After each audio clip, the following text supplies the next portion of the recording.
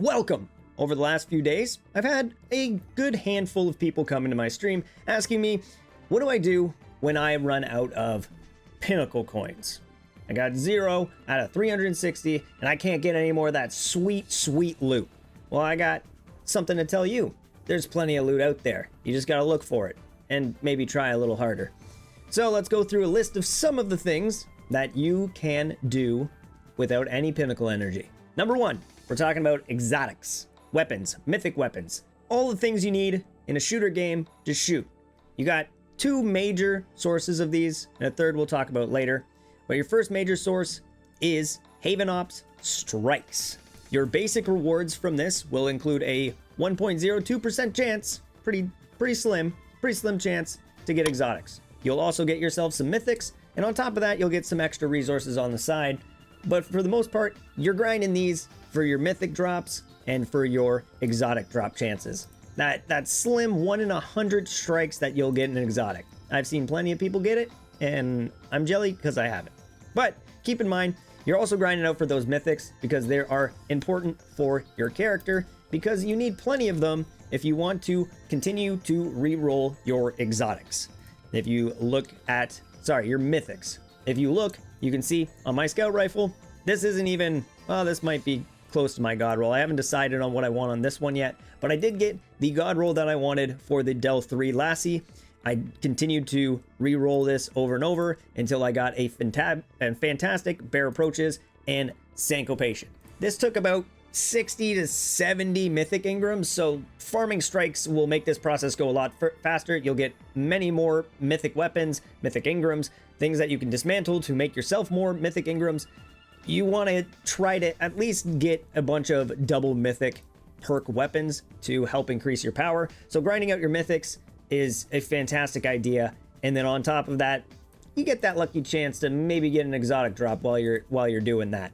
Strikes aren't also the only place that you can grind for exotics and mythic weapons. You also have your choice of Gauntlet Blitz, so you can come in here, you can see this also gives basically the exact same rewards. The only thing to note is that the rewards that you get weapon-wise are different. So these are like the sets of weapons that you would get from Gauntlet Blitz, as well as the exotics that you would get from Gauntlet Blitz. So make sure you take a look and you're actually farming the right thing for the right exotics that you want.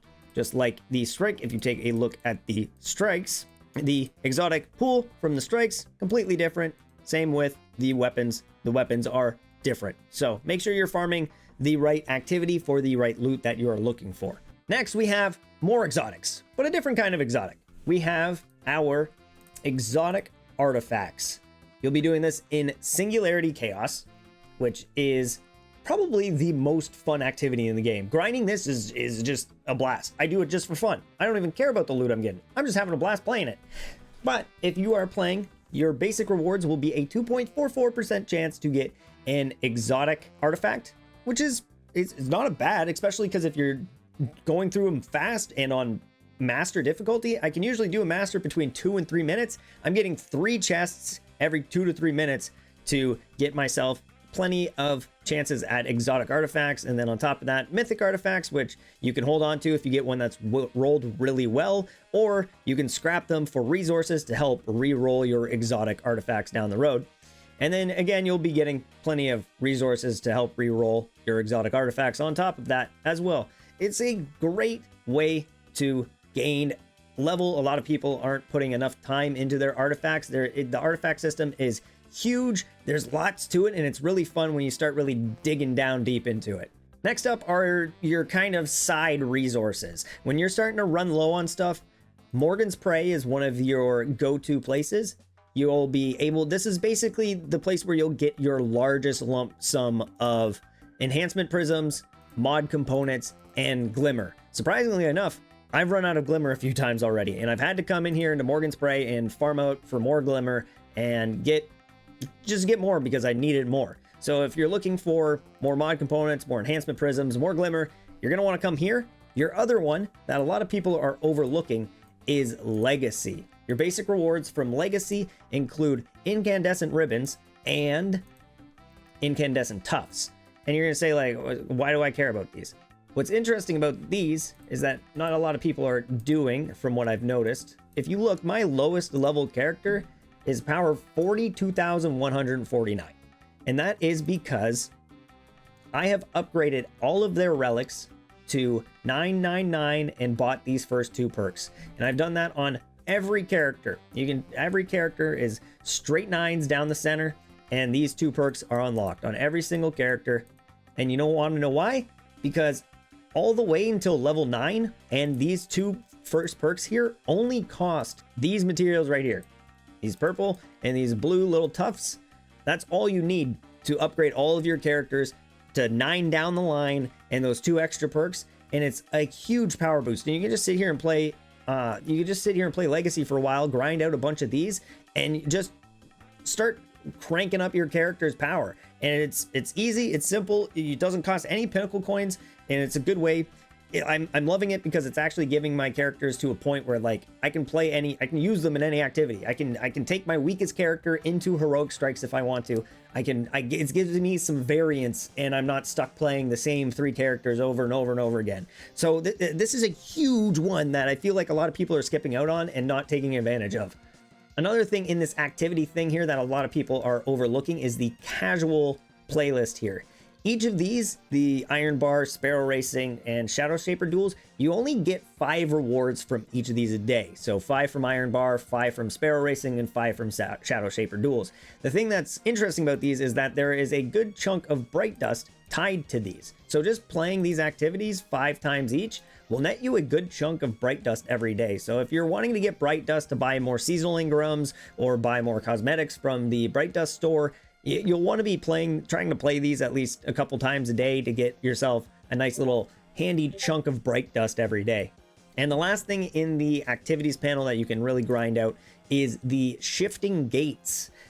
The Shifting Gates every week has a weekly challenge list here, and when you complete it, you get plenty of cool stuff. You get Lumina Leaves, you get experience, you get resources, but most importantly, this experience is very important for leveling you up.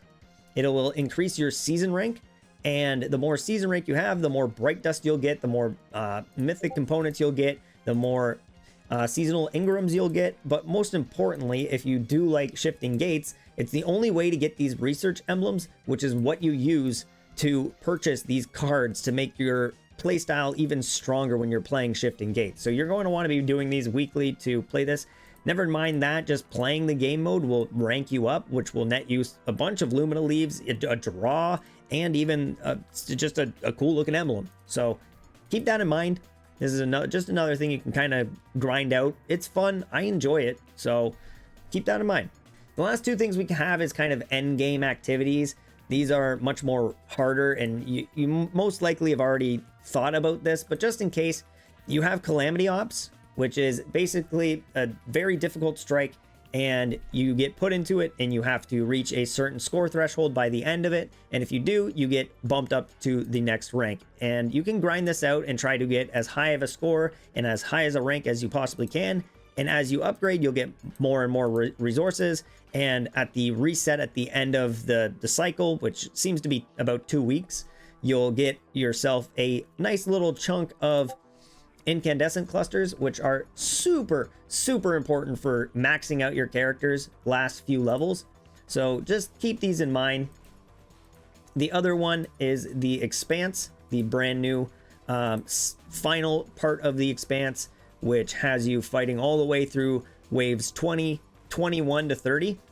And these again will give you a ton of resources and exotic artifacts that you need to reach the most pinnacle of your character, and you're gonna want to get these, and it doesn't cost any pinnacle energy to attempt these.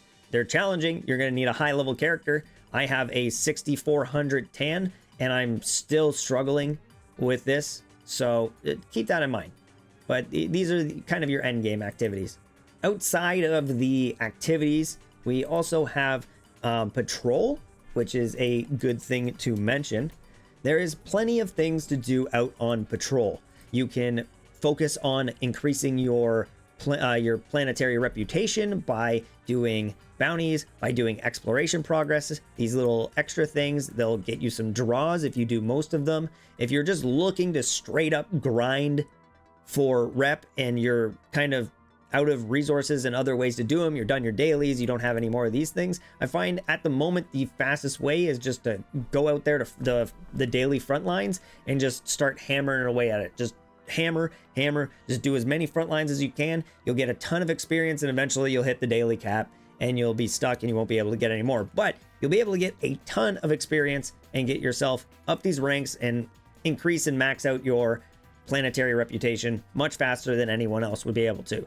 The other thing you can farm when you're out patrolling is just bounties. Like, take a look at your bounties, see what you got. Like, this one's just deal 2,000 void damage, put on a void gun, go do a public event, go heroic public. If I went and did a public event, a heroic public event as a void character, I'd complete 3 of these, which gives you a bunch of glimmer, some mythic weapon parameters, but most importantly, it gives you these bounty values. And if every bounty value you have increases this rank here, and if you get 120 of them, you get yourself a free seasonal Ingram, get yourself some cool ornaments, some cool shaders, and all kinds of different stuff in here that we all want to look pretty, right? So these do cap out, though. I have learned that. I spent 1 day grinding these out, and there is a cap. You will run out of bounties eventually if you're just sitting there farming them. So keep that in mind. There is a limit, but it is another thing that you can do without Pinnacle Coins. I would say the last and most grindy, like dedicated players thing you can do is your triumphs. If you're interested in triumphs, there are 2 really good reasons to do this. One, you're going to start working towards your seals, which give you cool titles. If you complete them even more, you can gild them, which will make them gold. You can have a cool gold name over your head, make you look way better and cooler than everyone else around you, make your friends jealous. These are just honestly fun. So, and some of these are timed. You can see a little hourglass here, so that means that this one will disappear eventually. So just try to complete these as much as you can, and just give them a try. See what you like. If you want, you can be the fishing guy.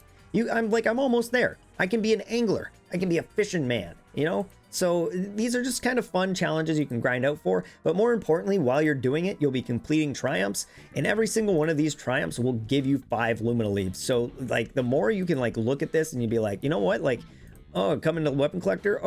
I own a masterwork mythic weapon. Oh, okay. I guess I'll go do that, and I'll get myself 5 Lumina leaves.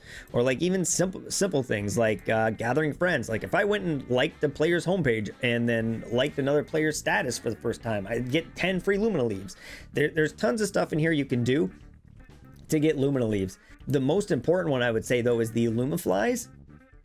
You might have already noticed these while wandering around the map.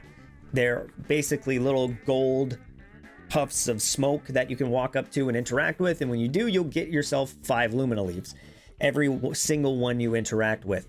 There's also a little like sound you can hear when they're nearby, so listen out to that. You'll hear the sound and you'll know that it's nearby, and you can kind of look and try to figure out where it is. But the triumphs page here will tell you, so there's 17 in basically Haven.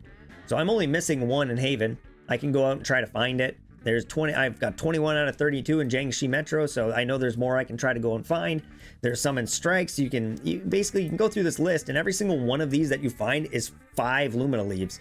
On top of that, if you collect them all, say if I were to find this very last one in Haven that I'm missing, I would get 5 Lumina leaves, and then I would get another 5 Lumina leaves on top of it, because I also collected all the ones in the surrounding areas, like the bonfire and the pack hunt so if you want Lumina leaves for draws, this is what you should be doing. This is what you should be looking at and trying to get as much Lumina leaves as possible. It's easy to come in here and find stuff that can get you some free Lumina leaves for some free draws, and we all know that we like gambling on our draws, so keep that in mind. I would say that pretty much covers it. There's only a few other little tiny things that I sort of covered in casual. Like, you can go out and you can farm your fishing, you can level up your fishing skill. Same with Shadow Shaper duels. Every day you can get 10 games worth of experience by playing an NPC, so you can go out and do that. Those are just some small little extra things, but for the most part, I feel like I've covered all the important stuff: exotics, materials, the bright dust, Lumina leaves. These are the important things that you want to be looking into. So when you don't have any Pinnacle energy, these are the things you should be doing. So hopefully this helps. Thank you for stopping by. Hopefully this video helped you in any way, shape, or form, and if it did, feel free to hit that like button, subscribe, do all the cool, fun stuff. I appreciate it. Thanks again, and have a fantastic night and a supernova day.